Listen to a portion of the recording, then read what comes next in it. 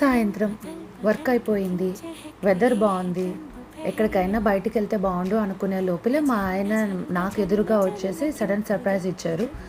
సరే అక్కడే వర్క్కి దగ్గరలో ఉన్న ఇండియన్ షాప్కి పరిగెత్తుకుంటూ వెళ్ళిపోయాం. ఎందుకో తెలుసా, మాకు ఫ్రెష్గా ఇండియన్ కూరగాయలు ఫ్రైడే వస్తాయని చెప్పి పరిగెత్తుకుంటూ వెళ్ళామన్నమాట.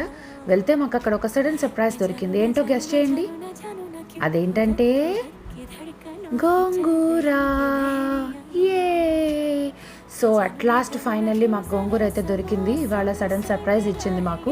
కాబట్టి వెంటనే పరిగెత్తుకుంటూ వెళ్ళిపోయి ఒక 2 కట్టలు గోంగూర వేసేసుకొని అక్కడ ఉన్న మిగతా వెజిటేబుల్స్, ఇండియన్ కూరగాయలు మొత్తాన్ని అలా అన్ని బకెట్లోకి సర్దేసుకొని బిల్లింగ్ వేసేసుకొని ఇంకా మళ్ళీ ఇంటికి వెళ్ళిపోదామని బయలుదేరాము. కానీ మళ్ళీ ఇంటికి అప్పుడే వెళ్తే ఏం బాగుంటుంది, వీకెండ్ అయ్యే కదా, కొంచెం లేట్గా వెళ్తే బాగుండు అనిపించి మా ఇంటి దగ్గరలో ఉన్న ఒక గ్రాసరీ స్టోర్కి వెళ్ళాము. దాని పేరేంటో తెలుసా?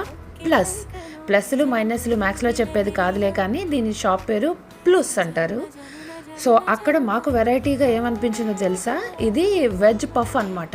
మనకి ఇండియాలో వెజ్ పఫ్ అంటే మామూలుగా ఒక రెక్టాంగిల్ షేప్లో వస్తుంది కదా, ఇక్కడ వీళ్ళు బన్నీస్ షేప్లో చేశారు.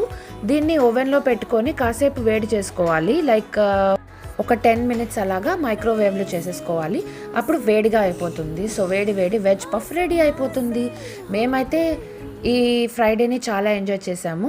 So stay tuned for more update. And సందట్లో సడేమియా నా ఛానల్ని సబ్స్క్రైబ్ చేసుకోవడం మర్చిపోకండి. See you all in the next vlog. Bye.